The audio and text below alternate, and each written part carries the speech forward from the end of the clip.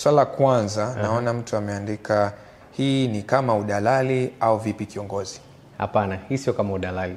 Though kuna option ya kuweza kufanya kama dalali. Tunapoongelea Airbnb business, maana yake let's say unakuwa una nyumba, wewe hapo unaikodisha kwa ajili ya wateja mbalimbali. Options 4 za kuitumia au kuingia kwenye biashara hii ni rental arbitrage, maana yake unachukua nyumba kwa muda mrefu, unaikodisha kwa muda mfupi.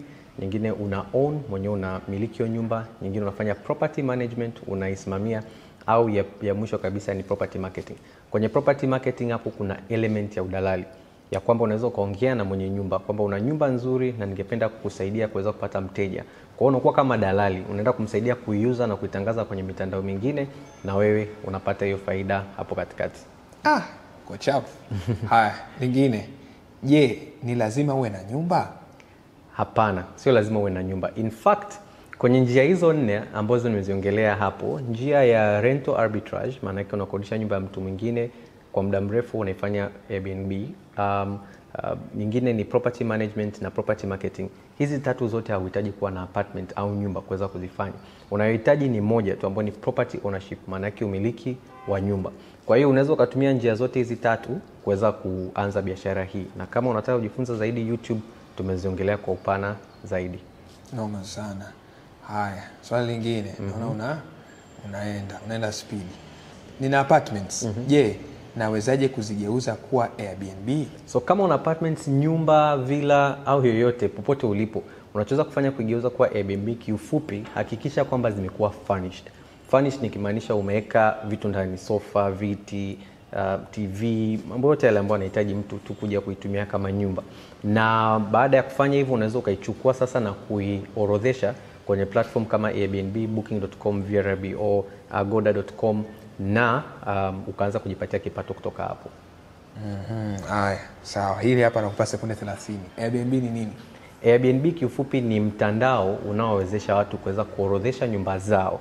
Kwa hiyo mmiliki wa nyumba anaorodhesha nyumba yake, ili mtu ambaye anataka kama mgeni kutoka mataifa mbalimbali au mkoa huo anayetafuta nyumba kwa ajili ya kukodisha kwa muda mfupi apate access. Kwa hiyo muda mfupi hapa tunaongelea siku moja all the way mpaka siku 30, bado iko considered kama muda mfupi.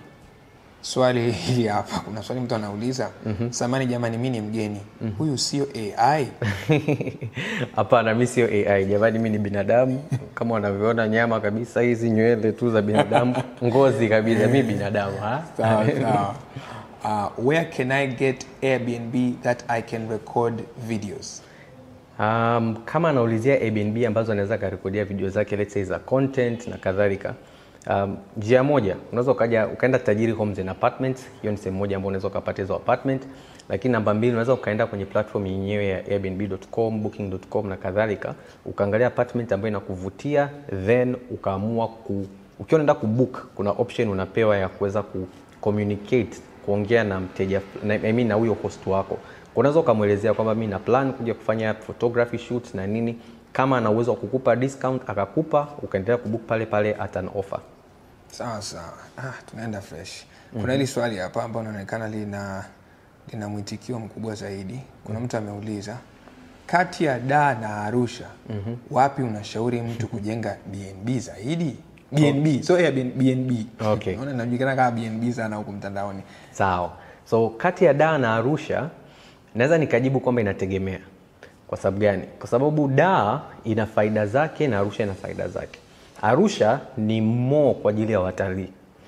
Dar es Salaam ina mix ya utalii na business travel. Arusha shida yake moja ni kwamba ni very very seasonal. Kwa hiyo mfano unaweza ndio ukapiga hela nyingi muda ambao ni season yake, lakini pia muda ambao sio season una uwezo mkubwa kutopiga hela kabisa. So mimi kwa ushauri wangu, kama wewe ni mtu ambaye you are okay kwamba on low season unaweza ukakosa au ukapata hela kidogo, then you can go with Arusha.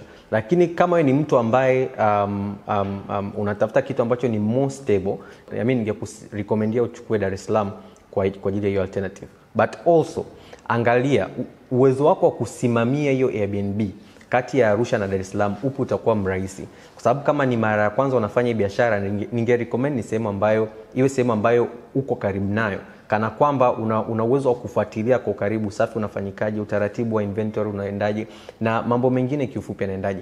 kuliko uchukue ya mbali kwa kuanza, then baadaye unapata changamoto ya labda mtu anakupiga bei au mtu anakuibia hapa na pale au mtu afanye usafi vizuri, unapata reviews mbaya. Noma sana. Swali lingine la kwangu zinalirushia hapo. Kwa watu ambao hawapo kwenye mikoa ya Arusha au Dar, je, kuna hii fursa ipo huko mikoa mingine? Yes, hii fursa iko mikoa mingine, ni kwamba tu hii mikoa ya Arusha, Zanzibar na Dar ina perform vizuri zaidi. Lakini opportunity hiyo ipo Dodoma sasa hivi, especially kwa sababu maofisi ya serikali yamehamishwa kule. So kuna watu ambao obviously wanafanya kazi na serikali, wanahitaji kusafiri kwenda all the way to Dodoma, labda kwenda bungeni, ofisi yote ya serikali, wanahitaji sehemu pa kulala.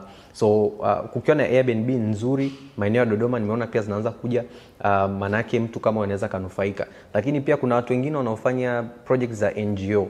So let's say mtu anaenda Mbeya, Kigoma, Mtwara, anywhere else. Na the best part ni hii, kwa sababu watu wengine wengi wanakimbilia maeneo kama ya Dar es Salaam, Arusha, let's say na Zanzibar, inamaanisha upande huo sasa hivi kuko vacant, yani kuko very open. Wewe una uwezo wa kwenda pale na kujiwekea apartment yako na kutengenezea kipato kizuri tu, kwa sababu hamna watu wengi wanaifanya upande huo. Kwa hiyo ningerecommend mtu ambaye yuko Mwanza, Mbeya, Kigoma, labda Morogoro, Dodoma, I think those places zina probability kubwa ya mtu kuweza kupata a certain kind of income. Siwezi nikasema ni sawa na Dar, Arusha au Zanzibar, lakini kwa sababu hamna watu wengi anaweza kujitengenezea kipato kizuri tu. Haya, asante. Sekunde 60, swali linafuata. Kama sina nyumba, nashukuru bado sina mtaji wa kukodi nyumba, ila natamani kuanza. Okay, so hana mtaji wa kukodi nyumba. So kwenye zile njia nne ambazo tumeongelea, rental arbitrage, property marketing, managing na owning, ni kwamba anaweza katumia approach hii hapa. Anaweza kaanza na property marketing, maana yake anatangaza property za watu wengine na akajipatia commission hapo, au akafanya property management kama iko vizuri kwenye usimamizi na akajipatia kipato hapo. La sivyo, kwa sababu amesema hana hela ya kufanyia lete ya kukodi, maana yake hizo approach zingine mbili zisingemfaa. Ningemshauri afanye the property marketing na management, then akishakuwa anaweza kaanza sasa kukodi mwenyewe. Kuna mtu ameuliza, mimi natamani kufanya hiyo biashara, naweza kupata mwongozo au usaidizi? Ndio, kupitia madarasa ambayo tunatoa ya Airbnb Kitajiri, kuna options tunakupa mbalimbali. Namba moja, nenda YouTube. Tuna content ambazo tunashusha kule ni free. Very high quality value ambayo tunaachia kule kwa mtu yote ambaye anataka kujifunza, anaweza kujifunza kule. Ya pili ni kwamba tunatoa madarasa. Kwa hiyo haya madarasa yamegawanyishwa kwenye aina kuu 3. Namba moja ni recorded classes. Maana yake tumekaa chini, tumerekodi kwa ajili yako, unaweza kuziangalia muda wote. Hii ni kwa watu ambao wako busy zaidi. Then tuna group classes, madarasa ya vikundi. Tunakuwa tunachukua tu kwa awamu watu 20 kwa awamu ya kwanza, 20 awamu ya pili na kuendelea. Kwa hiyo hii inawafaa sana ambao wanapenda interactive classes, ambao tutakutana Zoom au kama ni Google Meet ndani ya live. Then una uwezo wa kuuliza maswali na training inafanyika kwa masaa mawili kila masaa mawili ndani ya siku 7. Alafu ya mwisho kabisa ni one on one. So kuna watu ambao wanataka a personal touch, maana yake akae na mmoja wa walimu hapa labda kwenye Airbnb Kitajiri, wakae chini, aelekezwe, afundishwe, na labda anataka something very personal. Maana yake labda anasema mimi na shilingi milioni 12 nataka kuinvest, naweza nikainvest vipi? Kwa hiyo hata tunapomfanyia training tunaenda in line na matakwa yake. Kwa hizo ni njia 3, lakini ya bonus ya 4 ni kwamba tunashughulikia kitabu. So anytime tutakapokuwa tumekirelease mtakiona kwenye mitandao yetu ya kijamii. Mwingine anaweza how to get customers. How to get customers. So pale ambapo ume list apartment yako kwenye Airbnb, booking.com, Agoda, labda VRBO na kadhalika. Zote hizo kwanza elewa ni mitandao ambayo unaorodhesha apartment yako, na kuna watu wengi especially wa mataifa mbalimbali ambao wanatumia platform hizo kwenda kuingia na kutafuta apartments. Kwa hiyo sehemu ya kwanza ambayo ningekusuggest ni kwamba nenda kwenye hizi platform, list apartment yako. Tunakufundisha hapa namna nzuri ya kufanya listing ili usije ukateseka. So nenda kafanya listing. Namba 2, ningekushauri kwamba pia fanya kazi na watu ambao kuna watu ambao unakuta ni agents. Hao ni watu ambao probably wanakuwa apartments sio za kwao, wanafanya property marketing. So kama unafanya property marketing, inamaanisha kama apartment yako inaendana na criteria au niseme vikundi ya apartment wanaotaka kufanya nao kazi, ni rahisi wewe kuwa moja ya apartments ambazo zinakuwa listed na wao obviously kuweza kushare na jukwaa lao. Then kingine ni kuishare au kuimarket hiyo property au apartment ulionayo kwa ndugu, jamaa na marafiki au vikundi ambavyo tunavyo, kwa sababu kwa Tanzania watu wengi unakuta sana tuko kwenye vikundi vingi, kikundi cha kanisa, kikundi cha msikitini, kikundi cha kikoba, kikundi cha shule, kikundi cha primary, cha secondary. Yani kwa kuangalia tu hapo tayari una watu kama 1000 tu kwenye hivyo vikundi. So kama tayari uko kwenye vikundi, ni vizuri ukashare na watu wakajua kabisa kwamba mimi sasa hivi engage na property kama hii, na kitu kimoja ambacho tunakifanya labda tuna rent out kwa muda mfupi. So hayo ni maeneo tofauti, lakini pia Instagram yako, TikTok yako you can also share. Mwingine anauliza, nafikiri ushalijibu, lakini mafunzo ni kiasi gani? Mafunzo yanategemea. So kama nilivyoelezea hapo nyuma ni kwamba tuna madarasa 3 ambalo kuna recorded classes, kuna group classes na kuna personal classes ambazo ni one on one. Sasa kutokana na uhitaji wako, mtu anaweza kachukua recorded classes ambazo ni shilingi 50,000, anaweza kachukua group classes ambazo ni 150,000, au anaweza kachukua one on one ambazo ni 350,000, ambazo kila moja ina faida yake, na kama nilivyoelezea hapo utaangalia tu ni ipi ambayo inakufaa wewe zaidi. Naomba kuuliza, hizi pesa unatengeneza ukiwa kama dalali, agent, au ninakuwa na mijengo yangu?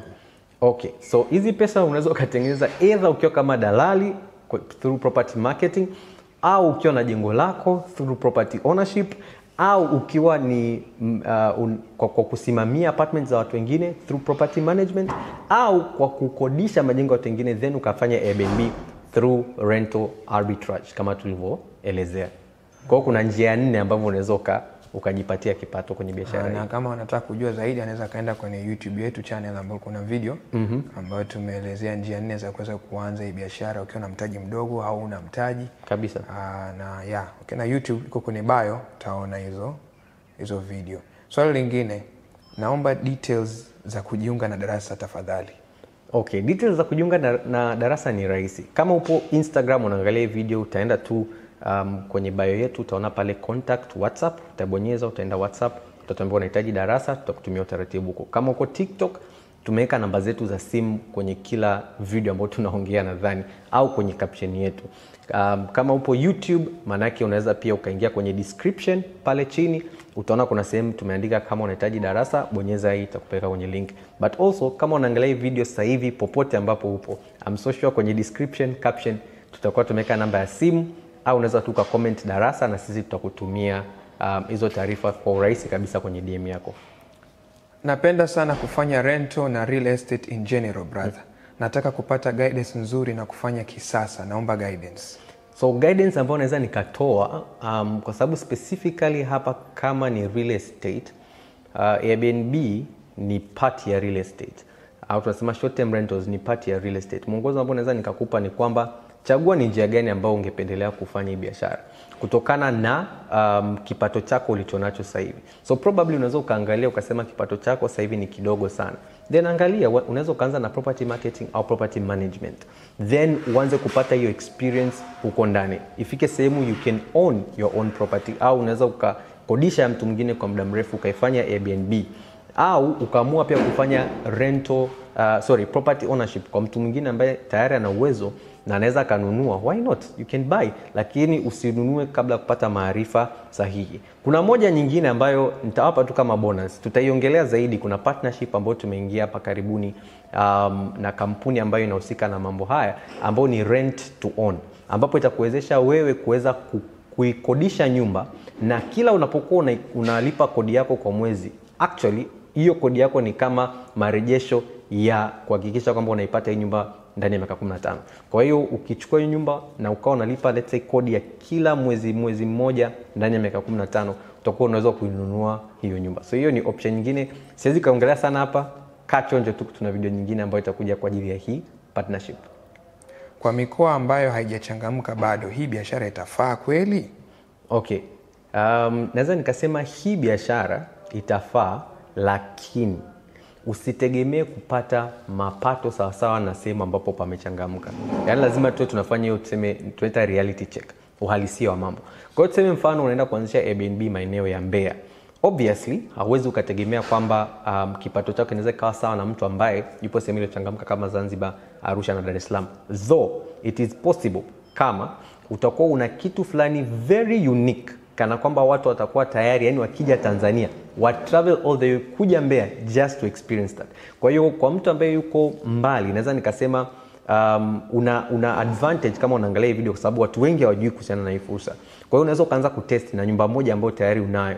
Let's say hata nyumba yako na chumba kimoja, vyumba viwili. Unaweza ukaanza kutest kulist hivyo vyumba. Je, vinakuwa booked ili uone uhitaji? Au unaweza kama unafahamiana na mtu ambaye tayari ana nyumba au let's say apartment uko maeneo ya hayo ya mikoani, unaweza ukajaribu kumfanyia property marketing au property management, kuangalia tu moto ukoje, kama vile unaogopa kuingia miguu yote miwili. Then ukiona kama demand ni nzuri, it will be easy for you kuamua na kusema okay, labda sasa nichukue my own money ni invest kwenye hii biashara. So ningesema yes, ipo, lakini tumia akili na hekima huku unaenda kujaribu kwenye mikoa hiyo.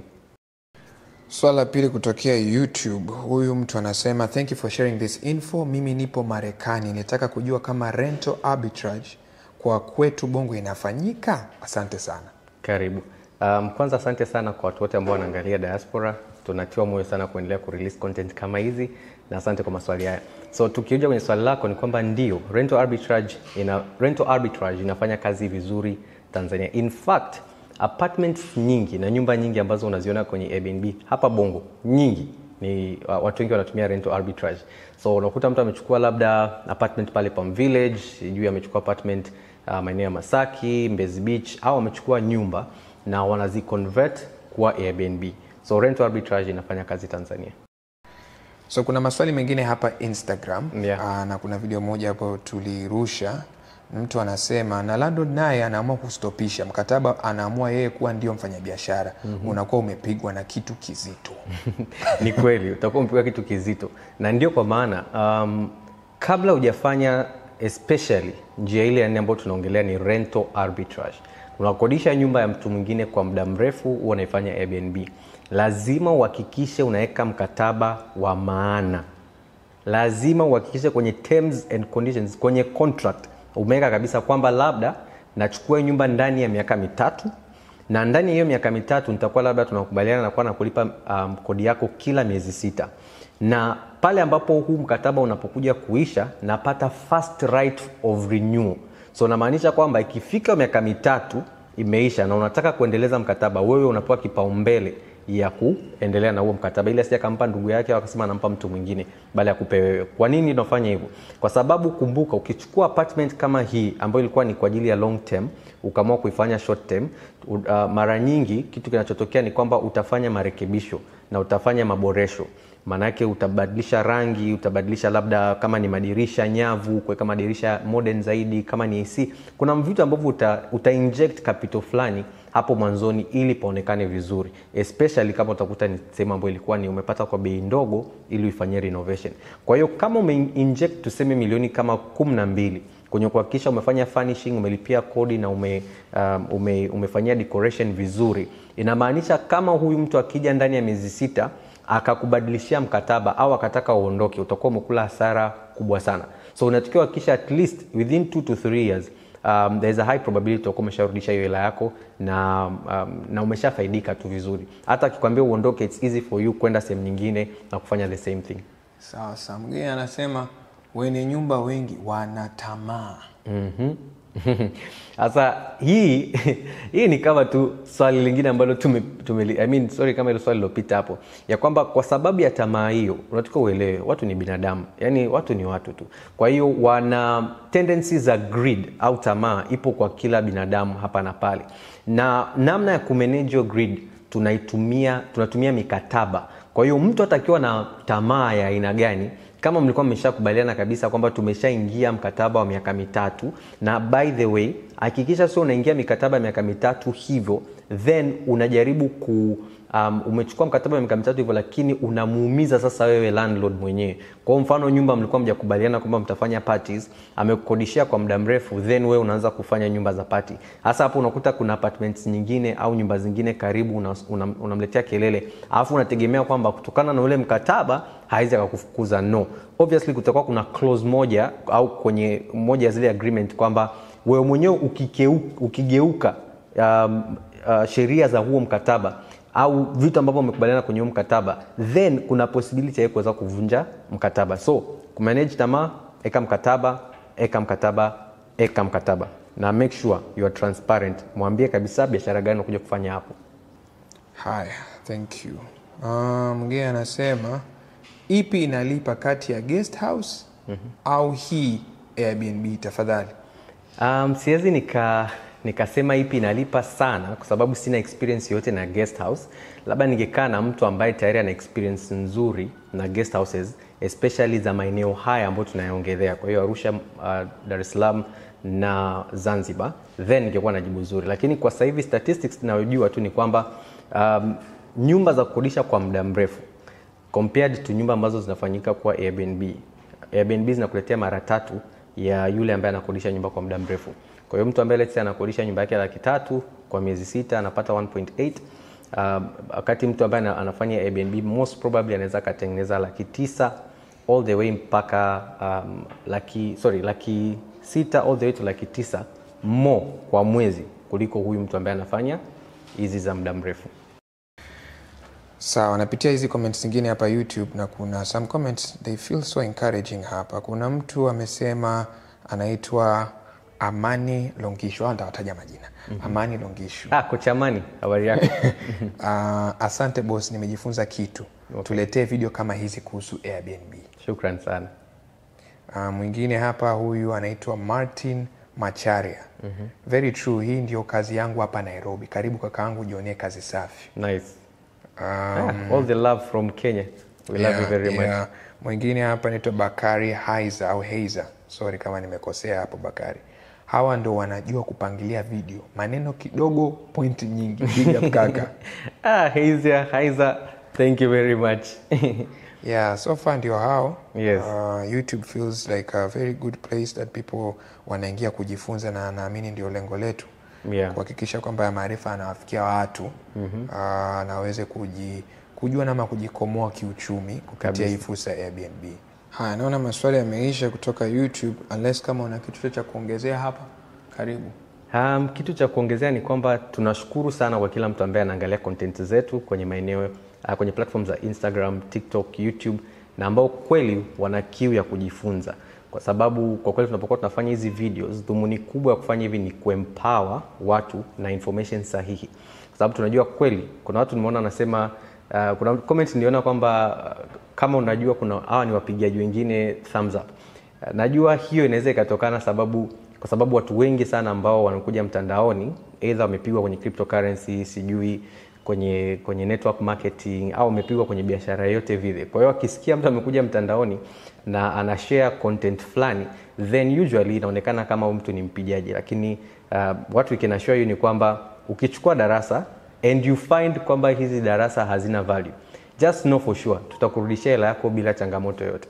Kwa sababu at the end of the day it's not just about sisi kushare na nyinyi information ili tupate hela yenu then tuondoke hapo. Hapana, rather tuko hapa kuhakikisha kwamba tunakuempower na information sahihi itakayokusaidia kuweza kuchukua hatua sahihi ili uweze kupata matokeo ya kipekee kwenye kila biashara ambayo unaifanya. Kwa hiyo specifically kwenye hii ya Airbnb Kitajiri ni kwenye biashara ya Airbnb au tunasema short term rentals. Lakini pia cha mwisho, kuna mwingine niliona ali-comment akasema nikishaona dola najua ni utapeli. Kwa kweli inabidi tukubali kubadilika kama Watanzania, kwa sababu kama nilivyosema, changamoto kubwa ambayo tunayo ni kwamba yes, kuna utapeli umeshafanyika.